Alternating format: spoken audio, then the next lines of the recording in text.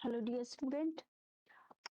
तो आज हम एनर्जी यील्ड बाय ग्लाइकोलिसिस, कितना एनर्जी यील्ड हमें ग्लाइकोलिसिस से मिला उसकी बात करेंगे, उसकी चर्चा करेंगे। तो नेट रिएक्शन जो होता है, उसका ट्रांसफॉर्मेशन जो होता है, वन मॉलिक्यूल का एक सिंगल ग्लूकोज मॉलिक्यूल का टू पाइरुवेट बनाने में क्या योगदान रहा, मतलब क्या क्या आपको इन्वेस्टमेंट करना पड़ेगा एक ग्लूकोज के मॉलिक्यूल से जब आपको दो पाइरुवेट बनाने होते हैं। तो रिक्वायरमेंट्स क्या क्या होती है। मान लो आपके पास क्या है, एक टेस्ट ट्यूब है, एक टेस्ट ट्यूब है और आपको क्या बोल दिया है कि आपको ग्लूकोज को ऑक्सीडाइज करना है। तो आप क्या करोगे, इस टेस्ट ट्यूब में क्या क्या लोगे।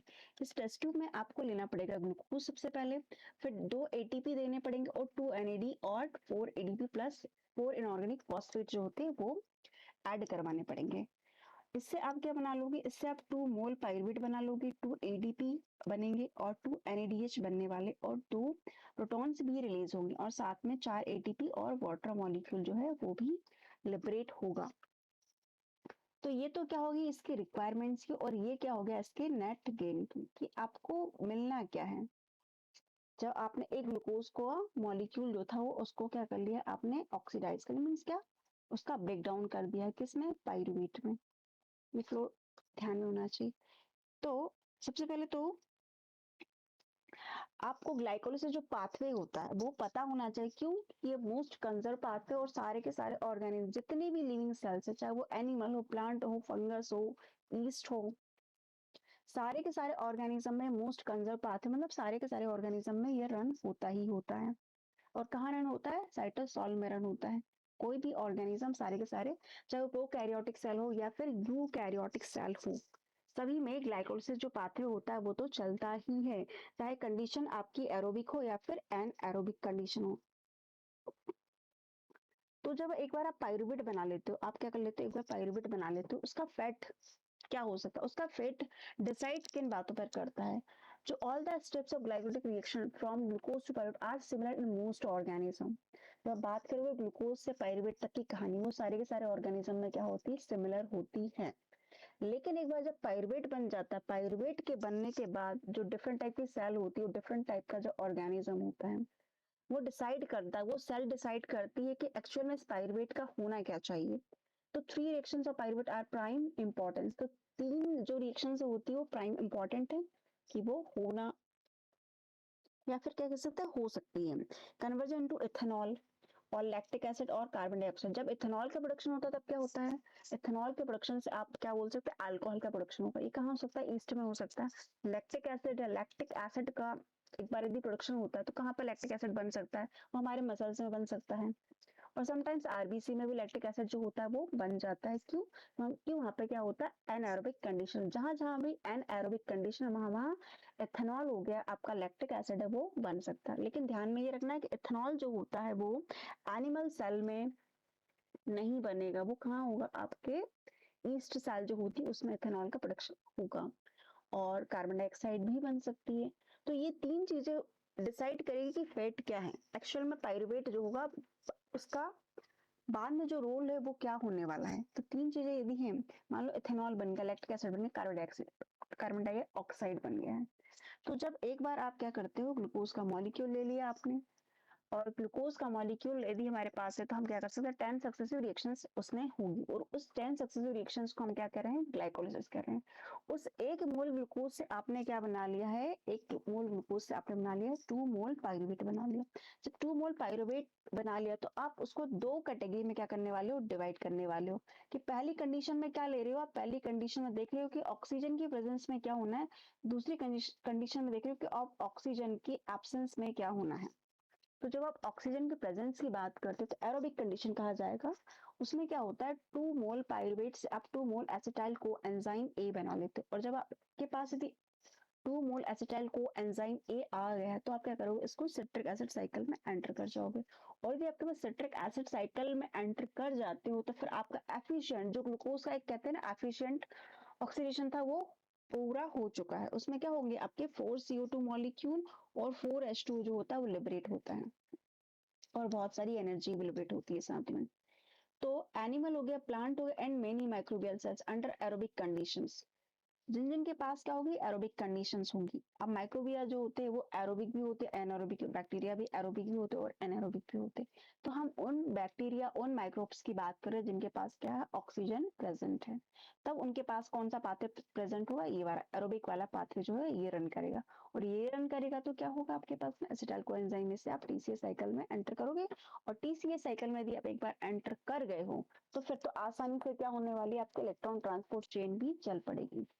अब दूसरी कंडीशन आप देख रहे हो कि एरोबिक कंडीशन, मतलब क्या, ऑक्सीजन आपकी प्रेजेंट नहीं है, तब वहां पर हमारे पास दो फेट है। पहला तो क्या है, इथेनॉल है और 2CO2। इथेनॉल का मॉलिक्यूल बन गया 2 मोल और 2CO2 जो मॉलिक्यूल है वो भी रिलीज हुए। तो ये होता कहाँ पे, एक्चुअल में ये fermentation to ethanol in yeast, जो फर्मेंटेशन जो होता है वो जो होता है किसमें होता है, ईस्ट में होता है। तो ये जो इथेनॉल का प्रोडक्शन है, जिसको हम अल्कोहल का प्रोडक्शन कह रहे हैं, वो कहाँ देखने को मिलेगा, आपको ईस्ट सेल्स में देखने को मिलेगा। अब बात करते हैं लैक्टेट की। लैक्टेट कहाँ पे मिलेंगे, यहाँ पर क्या मिल रहे हैं, 2 पायरुवेट से 2 मोल आपने क्या बना ली है, 2 मोल पायरुवेट से बनाया आपने 2 mole lactate. Fermentation to lactate in rigorously concentration contracting muscle in erythrocyte in some other cells and some microorganisms। तो लैक्टेट कहाँ कहाँ बनने वाला है, फर्मेंटेशन कहाँ पे होगा इसका, लैक्टेट का कहाँ पे होगा, जब रिग्रेसली आप क्या करते हो, एक्सरसाइज कर रहे हो, उस दौरान क्या होता है, लैक्टिक एसिड जो होता है वो बनने लग जाता है हमारे मसल्स में। और एरिथ्रोसाइट जो होती है, आरबीसी जिसको हम कह रहे हैं, वहां पे भी लैक्टेट देखने को मिलता है। और कुछ अदर सेल्स भी हैं और कुछ माइक्रो ऑर्गेनिजम्स भी हैं जहाँ पर क्या हो रहा है, लैक्टेट का प्रोडक्शन हो रहा है। तो ये क्या हो गया, फैट ऑफ पायरुवेट। तो अब देखो यहाँ पर कि ग्लूकोज टू पायरुवेट तक तो क्या था, सिमिलर था, पूरा पूरा पाथवे क्या था, बहुत क्या कर सकते हैं उसको, मोस्ट कंजर्व पाथवे कह सकते हैं। लेकिन एक बार जब पायरुवेट बन गया तब इसका क्या हो गया, ब्रांचेस निकली। ब्रांचेस मतलब इसके अलग अलग, कौन क्या, कौन सी सेल है, वो इस बात पर डिपेंड करता है कि फैट ऑफ पायरुवेट क्या होने वाला है। सेल यदि आरबीसी है, आरबीसी सेल है, तो उसमें तो क्या होता है, एनारोबिक कंडीशन होती है तो लैक्टेट बन सकता है कभी कभार। और एसिटाइल को एंजाइम ए कब बनेगा, वो बनेगा आपके एरोबिक कंडीशन, मतलब क्या, आपका वहां पर माइटोकॉन्ड्रिया जो है वो प्रेजेंट होना चाहिए उस सेल के अंदर। ये तो हुई क्या, फेट ऑफ पायरुवेट की बात। अब बात करते हैं सिट्रिक एसिड साइकिल की। तो सिट्रिक एसिड साइकिल को क्या कहा था, क्रेब्स साइकिल और टीसीए साइकिल भी कहा जाता है, tri carboxylic acid cycle, on the name of Hans Krebs who discovered at it for first time. तो यदि बात करते हैं टीसीए साइकिल की डिस्कवरी किसने की, तो इसका श्रेय किसको जाता है, इसका श्रेय जाता है हैंस क्रैब को। The overall reaction of TCA cycle is, तो आपको जैसे हमने क्या देखा था, ग्लाइकोलिसिस, जब भी आप किसी पाथवे को देखो, किसी साइकिल को देखो, तो उसका रिक्वायरमेंट क्या और उससे नेट गेन क्या मिलने वाला, वो दो चीजें आपको ध्यान में जरूर रखनी। जैसे कि आपको क्या मिल रहा है, एसिटाइल कोएंजाइम ए, ये एसिटाइल कोएंजाइम ए आया कहाँ से, आपने जब ग्लाइकोलिसिस परफॉर्म किया, ग्लाइकोलिसिस बनने के बाद क्या देखा था, पायरुवेट बना, पायरुवेट से आपने एसिटाइल को एंजाइम ए बनाया था, जब हम फेट ऑफ पायरुवेट की बात कर रहे थे तब आपके पास क्या हुआ, एसिटाइल कोएंजाइम ए होना चाहिए, प्लस आपके पास 3 NAD होना चाहिए, FAD होना चाहिए, GDP होना चाहिए, इनऑर्गेनिक फॉस्फेट होना चाहिए और वाटर मॉलिक्यूल होना चाहिए। और क्या होना चाहिए, वाटर मॉलिक्यूल। अब इससे नेट गेन क्या मिलने वाला, टीसीए साइकिल आप चलाओगे क्यों, ताकि मोस्ट एफिशिएंट क्या हो सके, ग्लूकोज का ऑक्सीडेशन हो सके। तो क्या होगा, जब टीसीए साइकिल, तो 2CO2 जो है वो लिबरेट होगा, 3 NADH बनेंगे, 3 प्रोटॉन्स लिबरेट होंगे, FADH2 बनेगा, GTP होगा और को एंजाइम ए जो होता है वो भी लिबरेट होगा। मतलब उसका उसका भी क्या हो जाएगा मीडियम में। जैसे मान लो आपके पास क्या है, इन विट्रो कंडीशन है, इन विट्रो कंडीशन है, आपको टीसीए साइकिल चलाना है, टीसीए साइकिल चलाना है तो आपके पास ये सारे जो एंजाइम है, जो रॉ मटेरियल्स हैं, सारे एंजाइम्स, आप क्या करोगे, रॉ मटेरियल डालोगे ये वाला, और एंजाइम्स जो इन चीजों को, जो इन स्टेप्स को कैटालाइज करेंगे, उसके लिए आपको क्या होना चाहिए, एंजाइम की जरूरत पड़ेगी, उस एंजाइम को भी आपको डालना पड़ेगा मीडियम में। उसके बाद क्या मिलने वाला है, आपको ये चीजें मिलने वाली हैं।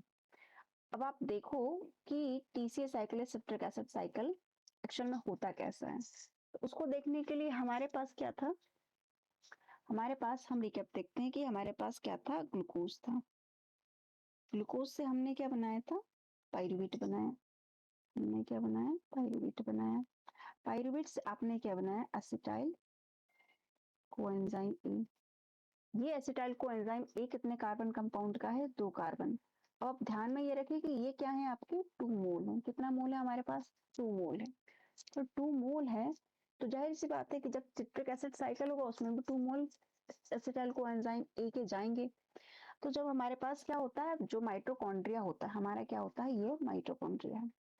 माइटोकॉन्ड्रिया है, इसका ये मैट्रिक्स पार्ट है। ये क्या है, इसका मैट्रिक्स है। तो टीसीए साइकिल जो होता है वो एक्चुअल में यहाँ रन होने वाला है। एक्चुअल में कहाँ रन होने वाला है? यहाँ। तो मैट्रिक्स में ऑलरेडी क्या होता है, ऑक्जेलो एसिटिक एसिड जो होता है वो प्रेजेंट होता है। ऑलरेडी क्या होता है, ऑक्जेलो एसिटिक एसिड प्रेजेंट होता है। इसके साथ ये कितने कार्बन कंपाउंड है? ये 4 कार्बन कंपाउंड। इसके साथ कौन जुड़ जाएगा? जुड़ जाएगा कौन? 2 कार्बन कंपाउंड, जिसको आप क्या कह रहे हो, एसिटाइल कोएंजाइम ए। और क्या बना लेगा? ये बना लेगा सिट्रेट। इसी सिट्रेट के क्या है, ट्राई कार्बोक्सिलिक एसिड। यही सिट्रेट क्या है, ट्राई कार्बोक्सिलिक एसिड है। इसी के जो फर्स्ट डबल कार्बन कंपाउंड बन रहा है वो कौन है? टीसीए, सिट्रेट बन रहा है। इसी के नाम पर हमने इसको क्या बताया, ट्राई कार्बोक्सिलिक एसिड साइकिल बताया। इसमें होता क्या है कि आप ऑक्जेलो एसिड के साथ जब क्या बता रहे हो, आप citrate acetyl co enzyme A को रिएक्ट करवाओगे, तब क्या करोगे आप, एसिटाइल को एंजाइम को हम ऐड करते हैं और बदले में यहाँ से रिलीज क्या होता है, को एंजाइम ए एसिड रिलीज हो रहा है। और एंजाइम का नाम क्या है यहाँ पर? Citrate synthase. Citrate synthase. और वाटर मॉलिक्यूल आपने ऐड किया है। आप देखो रिक्वायरमेंट्स में वाटर मॉलिक्यूल हमारे पास है। हमारे पास क्या है, वाटर मॉलिक्यूल है। अब जब एक बार सिट्रेट सिंथेज मतलब क्या है, आपको तो ध्यान में ये रखना है कि 8 स्टेप का क्या है, ये प्रोसेस है। क्या है? सिट्रिक एसिड साइकिल क्या है? 8 स्टेप प्रोसेस है। जैसे कि हमारे पास ग्लाइकोलिसिस क्या था, 10 स्टेप प्रोसेस। यहाँ पे 8 सक्सेसिव रिएक्शंस जो होती है वो पार्टिसिपेट करती है। जब सिट्रेट से आप क्या बनाने वाले हो, आइसोसिट्रेट। आइसोसिट्रेट जो होता है वो डायरेक्ट फॉर्म नहीं होता है। सिट्रेट से आइसोसिट्रेट आपको बनाना है। उसके पहले जो सिस एक्वानिटिस एंजाइम जो होता है वो ड्यूल फंक्शन करता है। ड्यूल फंक्शन क्या करवाता है? पहला तो ये क्या करता है, पहले ये डिहाइड्रेशन करवाता है। पहले क्या करवाएगा? डिहाइड्रेशन करवाता है। अगेन फिर ये रीहाइड्रेशन करवाता है, रीहाइड्रेशन करवाता है। सिस एक्वानिटीज जो होता है उस एंजाइम के बारे में एक खास बात है। खास बात यह है कि इसके पास क्या होता है, ड्यूल फंक्शन है। ड्यूल फंक्शन है। इसको मून लाइट एंजाइम जो होते हैं, मून लाइट एंजाइम उसकी कैटेगरी में रखा गया है, मून लाइट एंजाइम। और जो मून लाइट एंजाइम होते हैं उनकी खासियत ये होती है कि ये वक्त आने पर जो अपना एक्चुअल काम है वो तो परफॉर्म करते हैं, कि वक्त आने पर ये क्या कर सकते हैं, इमरजेंसी कंडीशन में ये अपना दूसरा जो रोल होता है उसको बता देते हैं। दूसरा रोल, जैसे फॉर एग्जांपल मान लो कि आपके पास क्या है, आयरन है। आपकी बॉडी में क्या है, आयरन है।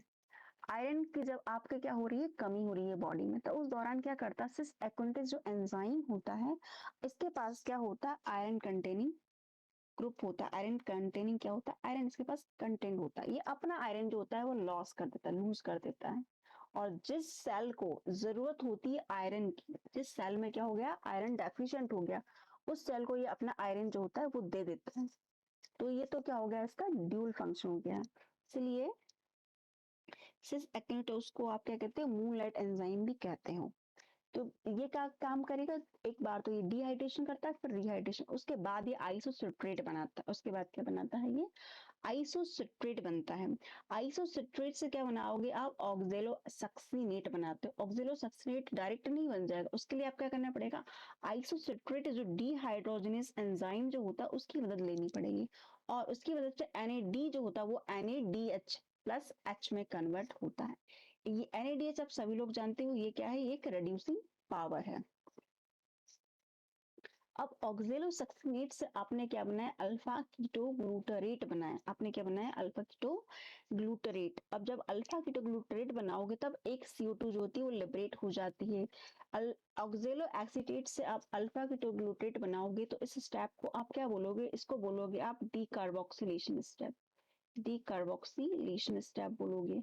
और इस फर्स्ट स्टेप को आपने क्या बोला, फर्स्ट स्टेप को आप क्या बोलते हो, क्लासिन कंडेंसेशन। यहाँ पे क्या हो रहा है, सिंपली क्या हो रहा है, कंडेंसेशन हो रहा है। और ये क्या है आपकी डिहाइड्रेशन और रिहाइड्रेशन स्टेप। उसके बाद आप क्या देखते हो, जब अल्फा कीटोग्लूटेट आपका बन जाता है तब उससे आपको क्या बनाना है, सक्सिनाइल कोएंजाइम ए बनाना है। सक्सिनाइल कोएंजाइम ए यदि एक बार बन गया तब क्या होगा, आपका सक्सिनेट बन जाएगा। लेकिन अल्फा कीटोग्लूटेट से सक्सिनाइल कोएंजाइम ए बनता है और उस दौरान क्या होता है, अल्फा कीटोग्लूटेट डिहाइड्रोजनेस कॉम्प्लेक्स जो होता है, जो एंजाइम होता है वो काम करता है। और जब एंजाइम काम करेगा तो जाहिर सी बात है एनएडी जो होगा वो एनएडीएच में कन्वर्ट होगा क्योंकि डिहाइड्रोजनेस है। और कोई एसिड जो होता है, एसिड को एंजाइम ए एसिड जो होता है वो क्या होता है, एंटर होता है और CO2 वापस क्या होती है, लिबरेट होती है। तो हमने क्या देखा था नेट गेन में कि दो CO2 के मॉलिक्यूल क्या हो रहे हैं, दो CO2 मॉलिक्यूल क्या हो रहे हैं, लिबरेट हो रहे हैं। तो वो ये देखो आप इस जगह लिबरेट हो चुके हैं। तो ये भी क्या होगी, डीकार्बोक्सिलेशन प्रोसेस हो गई। सक्सिनाइल को एंजाइम ए से आपको क्या बनाना है, सक्सिनेट बनाना है। सक्सिनेट बनाने के लिए एंजाइम जो होगा वो सक्सिनाइल को एंजाइम ए सिंथेटेज लगेगा। और जब भी एंजाइम सिंथेटेज लगता है तो होना क्या चाहिए, सिंथेटेज जब लगता है तो एटीपी जो होती है वो लगना चाहिए। क्या होना चाहिए, एटीपी लगना चाहिए। लेकिन यहाँ पे एटीपी लग नहीं रही, उल्टा एटीपी क्या हो रही है, एचजीटीपी बन रही है। ये एक एक्सेप्शन है कि जब भी एंजाइम सिंथेटेज काम करेगा वहां पे एटीपी क्या होगी, लगेगी। बट यहाँ पे क्या हो रहा है, एटीपी जो है वो या जीटीपी जो है वो फॉर्म हो रही है।